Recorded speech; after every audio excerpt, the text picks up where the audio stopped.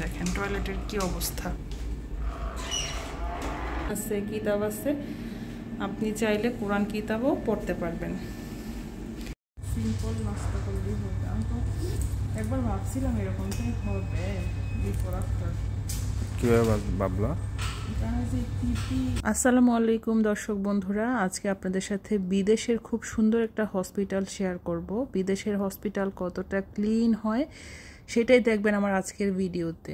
বিদেশের হসপিটাল বলেন কিংবা ডিউটি বলেন, সব জায়গাতেই কিন্তু মানুষ খুব সকাল সকাল চলে যায়।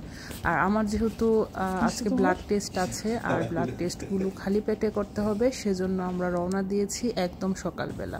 যদিও আমি চাইলে একাই যেতে পারবো, কিন্তু বিদেশের বাড়িতে হাজব্যান্ড আমাকে একা কোনোভাবেই ছাড়বে না। আমি চাইলেও সে আমাকে একা ছাড়তে একদমই সাহস করে না। তো আমরা দুইজন ইতিমধ্যে রেডি হয়ে বের হয়ে গেলাম আল্লাহর নাম নিয়ে। যেহেতু উবারে যাব, আমার হাজব্যান্ড উবার কল করছে বাসার সামনে দাঁড়িয়ে। দেশের হসপিটাল কেমন হয় তাহলে আমাদের সাথেই থাকতে হবে। আমি যেহেতু ক্যামেরায় আছি তাই আমার হাজব্যান্ডকে এখন দেখাচ্ছি, পরবর্তীতে আমাকেও দেখতে পাবেন। এটা হচ্ছে আমাদের বাসার মূল এন্ট্রান্স। আমাদের উবার চলে এসেছে, এখন আমরা গাড়িতে উঠে পড়ব। এটা হচ্ছে আমাদের উবার। থ্যাংক ইউ, বিসমিল্লাহ, আসসালামু আলাইকুম। এই দেশে কোনো ট্রাফিক জ্যাম নেই, শুধুমাত্র সিগন্যাল পড়বে আর আপনি সিগন্যালে দাঁড়িয়ে থাকবেন নির্দিষ্ট সময় মতো। তো আমরাও সিগন্যালে দাঁড়িয়েছিলাম, এখন আবার সিগন্যাল শেষ করে আমাদের গাড়ি গন্তব্যের দিকে রওনা হচ্ছে। আমরা চলে যাচ্ছি।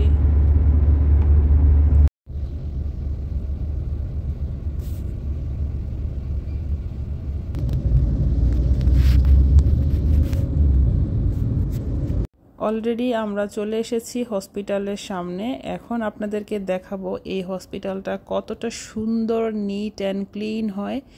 আর যেহেতু আর্লি মর্নিং হসপিটালে এসেছি, বাহিরেও দেখেন কোনো ক্রাউড নেই। আমাদের বাংলাদেশে তো হসপিটালের সামনে রিক্সা, গাড়ি, মানুষ, চা স্টল, অনেক কিছুই থাকে, তাই না? আর এখানে কোনো কিছুই নেই। তো এটা হচ্ছে হসপিটালের মূল এন্ট্রেন্স। আমরা এখন হসপিটালের ভিতরে চলে আসলাম। আর প্রথমেই যেটা দেখতে পাচ্ছেন সেটা হচ্ছে হসপিটালের রিসিপশন। আমার হাজব্যান্ড রিসিপশনে চলে গিয়েছে বিল পেমেন্ট করার জন্য।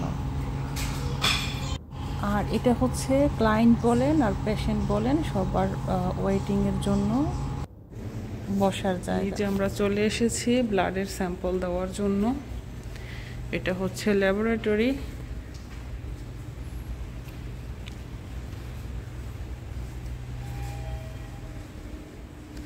কত গুছানো এখানকার হসপিটালগুলো, চিন্তাও করতে পারবেন না। এটা হচ্ছে ল্যাবরেটরির।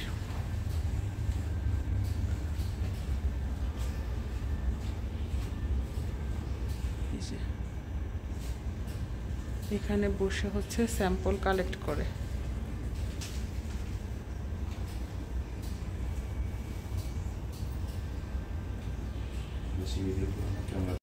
ডায়াবেটিস টেস্ট করার জন্য খাবারের আগের যে স্যাম্পলটা দেওয়া দরকার সেটা দিয়ে ফেলেছি। এখন খাবার খেয়ে আবার 1.5 ঘন্টা পরে দ্বিতীয়বার স্যাম্পল দিতে যেতে হবে, আর তার জন্য এখন বসে অপেক্ষা করছি। এখানে ফিমেলদের জন্য প্রেয়ার রুম আছে।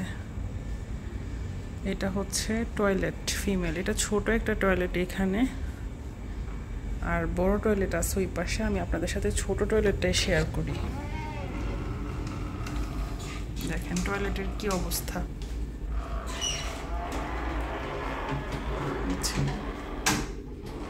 একটা হসপিটালের টয়লেট কতটা সুন্দর গুছানো। এটা হচ্ছে টিস্যু, আর এটা হচ্ছে লিকুইড।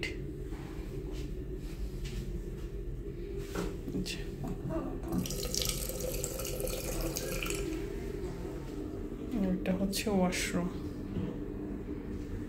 এখানেও দেখেন, এখানেও বেসিন আছে, লিকুইড রাখা আছে, আবার এই যে টিস্যু দেওয়া আছে। ইভেন এই যে এখানেও টিস্যু দেওয়া আছে, এখানেও টিস্যু দেওয়া আছে।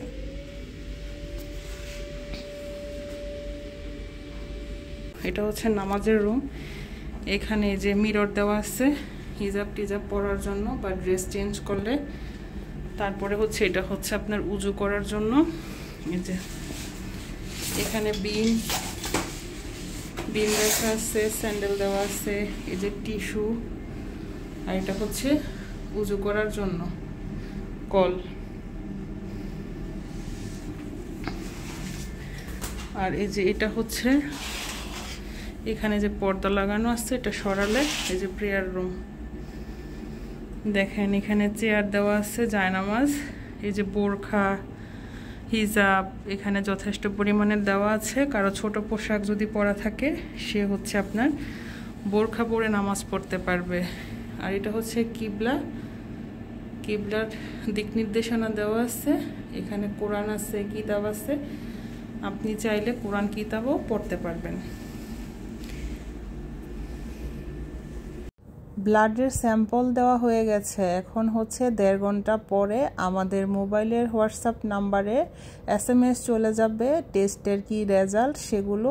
আর হচ্ছে আমি যে ডক্টর দেখাই সেই ডক্টরের আইডিতেও আমার সমস্ত টেস্টের রিপোর্টগুলো পাঠানো হবে। এখন রওনা দিলাম বাসার উদ্দেশ্যে।